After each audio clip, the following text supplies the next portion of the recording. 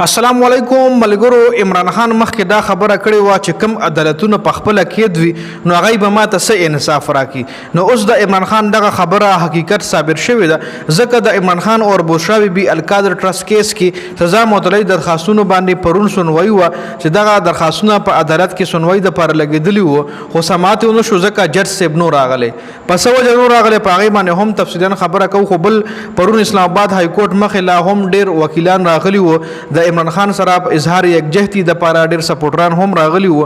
علي خان هم سخت خبرې کړي، ګنداپور هم یو ډیر سخت تقریر کړی دی، وفاقي حکومت ته یو دمکی هم ورکړی ده چې په دې ټول اپډیټس باندې په دې ویډیو کې تفصیلا خبره کو.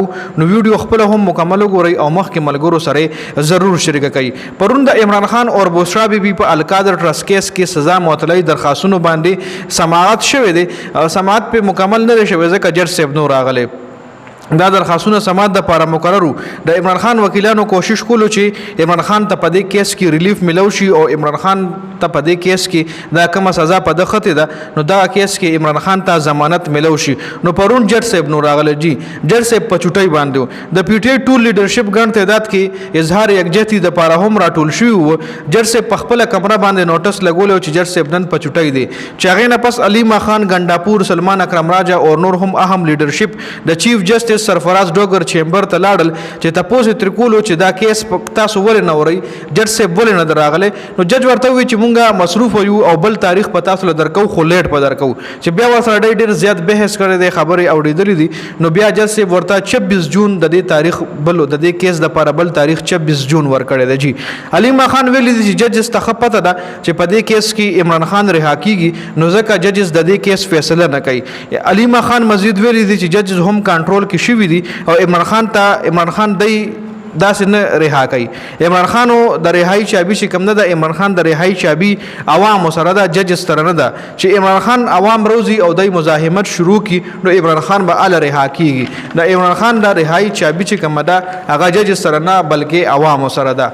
بل ګنداپور هم ډیر سخت تقریر کړی دی. ګنداپور په خپل تقریر کې ویلي دي چې دا ځل بیا آروي او یا به پاروي، مونږ به یو سرپرایز ورکو او مونږ به عدلیه نه ډیر زیات مایوس یو. په عدلیه باندې هم مارشل لا لګیدلې ده.